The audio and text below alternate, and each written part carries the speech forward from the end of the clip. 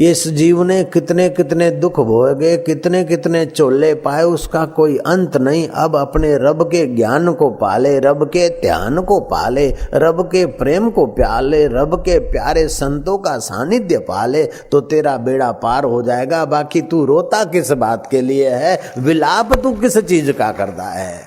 विलाप करना है तो इस बात का कर कि मनुष्य जन्म मिला है, विलाप करना है तो इस बात का कर कि इतनी बड़ी बुद्धि मिली है, शास्त्र मिले हैं और सहज में सत्संग मिलता है। तुच्छ चीजों के लिए तो पैसे खर्चने पड़ते हैं और महान चीज मुफ्त में मिल रही। जो बहुत जरूरी है वो मुफ्त में मिलता है और जो फालतू उसके लिए खर्च करना पड़ता है। जीवन जीने के लिए पानी बहुत जरूरी है, मुफ्त में मिल जाता है पानी पीने के लिए। लेकिन शराब पीने के लिए या ये पेप्सी और कोका वो 7 रुपए दो और बाद में क्या है कि बीमारियां मोल लो। कई बीमारियां होती है ऐसे पीने से। पान मसाला खाओ, ये फालतू है, स्वास्थ्य के लिए कोई जरूरी नहीं है।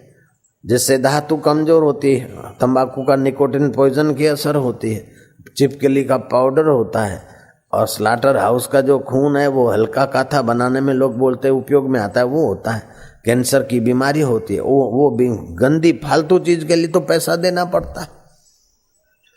जो जीवन में बहुत जरूरी है वो जीवन दाता ने सबके लिए सुलभ कर दिया। पेट का खड्डा भरना जरूरी है, रूखी सूखी रोटी से भी खड्डा भर सकता है और विटामिन वाले खुराक हैं उसमें। लोग बोलते हैं अंडा खाने से विटामिन से, उन पागलों को पता नहीं कि अंडे से कितनी हानि होती है। 10-10 मिलियन मुर्गियां जला दी हांगकांग सरकार ने रातों रात। मुर्गी खाने से बीमारियां होती और यहाँ संडे हो या मंडे खा लो मुर्गी के अंडे। सत्यानाश कर दिया। हम लोगों ने जब चिल्लाया तब दूरदर्शन वालों की आंखें खोली और वो बंद कर दिया। संडे हो या मंडे खा लो मुर्गी दे अंडे। वो बोले फलहारी हैं, कैसी बेवकूफी, फल तो वृक्ष में होते हैं, फल में तो सी विटामिन होता है और अंडे में 200 अंडे हड़प करो तो एक आंवला खाने जितना सी विटामिन भी नहीं मिलता। एक नारंगी खाने का जितना सी विटामिन मिल जाता है तो 200 अंडे हड़प करो तब होता है। अंडे में कैलोरी है तो केले में उससे ज्यादा है, टमाटर में उससे 3 गुनी है। प्रोटीन है, अरे प्रोटीन तो तुम्हारे चने, मूंग, मटर, गेहूं आदि में खूब भरा है। और परदेश में जाकर कोई मंत्री, कोई ऐसा कोई शराबी कबाबी गया होगा, जरा इंप्रेस होके आया होगा, अपने देश में चालू कर दिया पोल्ट्री फार्म। मछली के बच्चे बढ़ाने के लिए करोड़ों रुपया हम खर्च करते हैं। हम माना सरकार, तो हम ही तो सरकार हैं सब मिलजुल के। मुर्गी के बच्चे बढ़ाने के लिए करोड़ों रुपए की छूट छाट दी जाती है, लेकिन मनुष्य को बच्चों को मारने के लिए करोड़ों रुपए खर्चे जाते हैं। इस बात में किसी को शंका हो तो पूछो। निरोध।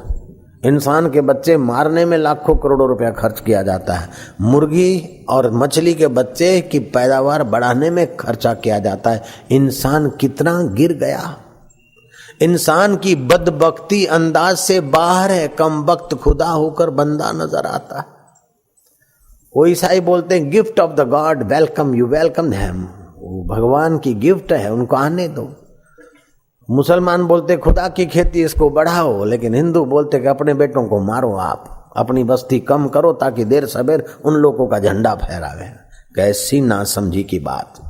बोले बाबा जी 4-5-6 बच्चे के 5-6 बकरों के बजा एक शेर जैसे बेटे को जन्म देना तो क्या अच्छा नहीं है? ओ भाई साहब, अब वोटिंग का जमाना है, शेर तुम्हारा पिंजड़े में पड़ा रहेगा, बकरों का राज होगा जाएगा, जरा समझ लो। जयराम जी की दूरदर्शिता करो, अपनी कौम को, अपने हिंदुस्तानियों को आप ही हिंदुस्तानी गला मत दबोचो। और भ्रूण हत्या, एम्बोर्शन कराना जीवित बालक की हत्या है, उसको भ्रूण हत्या बोलते हैं, बाल हत्या। किसी मनुष्य की हत्या से मनुष्य मारने का जो पाप लगता है उससे भी ज्यादा पाप गर्भ में बैठे हुए बालक की हत्या करवाने से होता है। मनुष्य ने तो गाली दी, तुम्हारे पैसे चुराए, तुम्हारा कॉम्पिटिटर है, तुम्हारे लिए कुछ न कुछ बका है, तुमने डंडाबाजी की और वो मर गया या तुमने मरवा दिया, वो पाप हुआ। लेकिन उस बच्चे ने तुमको गाली नहीं दी, अपितु पति पत्नी के मेल से उसने अपने 84 लाख जन्मों से चक्कर काटता हुआ मनुष्य जीवन लेता है, जिसमें ज्ञान, ध्यान, भक्ति, सेवा करके अपना उद्धार करने के लिए आ रहा है और अपने आगमन मात्र से माता पिता को सुख देता है। उस बच्ची ने कुछ बिगाड़ा नहीं। और सोनोग्राफी करने वाले आजकल इतनी बेईमानी पर उतर आए बहुत सारे लोग। कुछ अच्छे होंगे, उनको शाबाश, होता तो बालक है, लड़का है, लेकिन बोल देते लड़की, क्योंकि एम्बोर्शन कराएगा तो पैसे कमाएंगे। एक घटित घटना है, एक कुटुंब में एक कन्या थी, वो मेरे पास आए, बोले बाबा जी आशीर्वाद करना है, कन्या एक बेटा हो जाए बस। 2-4 महीने हुए, उन्होंने सोनोग्राफी कराई तो उसने कहा कि ये लड़की लगती। वो रोए, वो मेरे पास आए, बोले बाबा जी एम्बोर्शन करा दे। मैं क्या पाप है? जो गर्भपात कराते हैं उस माई के हाथ की रोटी साधु को दो तो साधु की तपस्या नाश हो जाती है। जो गर्भपात कराती है उसको 7 जन्म तक फिर संतान नहीं होती है, संतान के लिए बिलखती रहती है। इसलिए मत करना बेटे। वो 6 महीना हुआ, दूसरी जगह पे कराया तो वो सोनोग्राफी वाले एक दूसरे से परिचित होते हैं। तो बोले इसने वो पहले तो कराई भाई साहब, बेटी बताया, बाप जरा कर देखो। तो उसने भी देखा बेटी है। 9 महीना हुआ, फिर से कराया, मेरे पास आया। मैं कहूँ भाई जो होगा अच्छा होगा, भगवान की दया होगी। 9 महीने कराए तो तीसरे ने भी कहा बेटी है। अब रात भर रोए तो रात को सपने में गुरुजी आए, बोले एम्बोर्शन कराने का सोचो मत, रो मत, जो तिद भावे सो भली कार, जो उसकी मर्जी है वो उसमें भला है। और महाराज 13-15 दिन के बाद जन्म हुआ तो बालक आया तो ये उल्लासनगर कल्याण कैंप की शायद 3 नंबर या 5वें नंबर की घटना है। उस आदमी का नाम भी कई लोग जानते।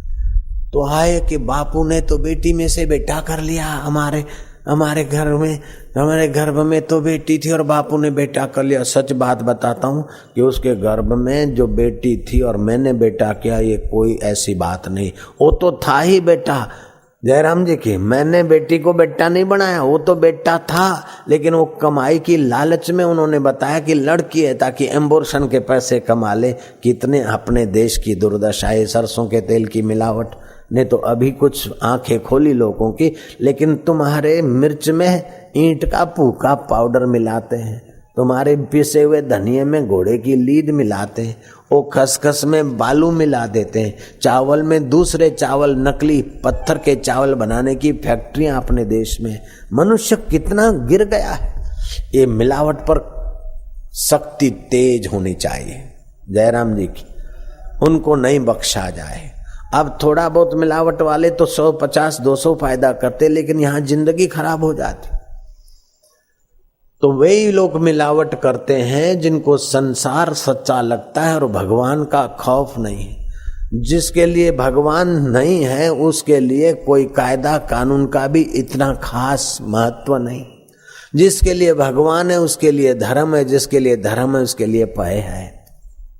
डंडे से सब लोग नहीं सुधरते, गोली से सब लोग नहीं सुधरते, कड़क कानूनों से सब लोग नहीं सुधरते, लेकिन सबके अंदर जो बैठा है उसके आश्रय जो व्यवहार करते उनका मन सुधरता है और देर सवेर समाज में स्वर्गीय सुख आता है।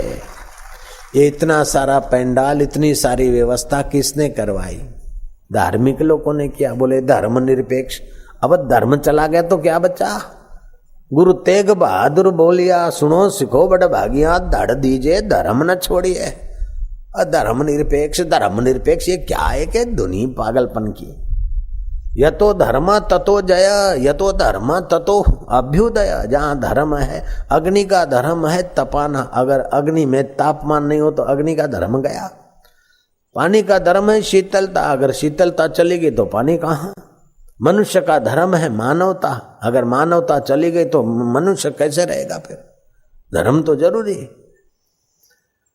और धर्म है तो धर्म का पालन करने से, धर्म के अनुसार चलने से आपके चित्त में विवेक पैदा होगा कि आखिर इतना कमाया कब तक, इतना भोगा कब तक, इतना रखा आखिर कब तक। चिता पर लेकर तो नहीं मरेंगे। अरे छोड़ो भाई मिलावट, अरे भाई छोड़ो पाप ताप, अकेले जाना अकेले आना, क्यों ये खटपट करना। वो धर्म का आधार होगा तो विचार होगा, विवेक होगा। धर्म ते बिरति, धर्म होगा तो विवेक होगा, वैराग्य होगा। योग ते ज्ञाना, धर्म होगा तो बिरति होगी, बिरति होगी तो योग होगा, योग होगा तो ब्रह्म ज्ञान हो जाएगा। तो मनुष्य जीवन ब्रह्म ज्ञान पाकर मुक्त होने के लिए है, संसार में डूब मरने के लिए मनुष्य जीवन थोड़े है। तो हम संसार को चाहते तो संसार पूरा नहीं मिलता, लेकिन भगवान को चाहते हैं तो भगवान देर सबेर मिलने के द्वार हमको पहुंचा देते हैं, और भगवान मिलते तो पूरे मिलते हैं। संसार पूरा किसी को मिला नहीं, मिल सकता नहीं, मिलेगा भी नहीं, और जितना मिला वो छोड़ के ही मरना है। किसी को थोड़ा मिला तो थोड़ा छोड़ के मरे, और उससे के बाद जो ज्यादा इकट्ठा करता तो ज्यादा छोड़ के मरेगा, और क्या करेगा। कोई छोटा ढिगला करके मरता है तो कोई बड़ा ढिग करके मरेगा, और क्या करेगा। कोई एक मकान धरती पे छोड़ के मरता है तो कोई 10 मकान छोड़ के मरता है। एक महात्मा तो बोलते थे कोई साधारण गधा है तो कोई जरा पटापटी खच्चर छाप गधा है। वो छोटा गधा ने छोटा ढेर किया, बड़े गधे ने बड़ा ढेर किया, और क्या किया। और ये ढेर करने के लिए जिंदगी नहीं है, लेकिन ये जिंदगी है। जिंदगी की शाम होने के पहले जिंदगी दाता के ज्ञान को पाकर, रब के ज्ञान को और आनंद को, माधुर्य को पाकर मौत आए तो मौत के सिर पर पैर रखकर अमरता के गीत गाते चले जाए, इसलिए जिंदगी है। मरो मरो सबको कहे, मरना न जाने कोई, एक बार ऐसा मरो कि फिर मरना ना होई। मौत आकर मार दे और तुम लाचार होकर चले जाओ, उसके पहले सबसे ममता हटाकर धर्म के अनुसार व्यवहार करते जाओ तो अंतरात्मा का ज्ञान प्रकट होगा।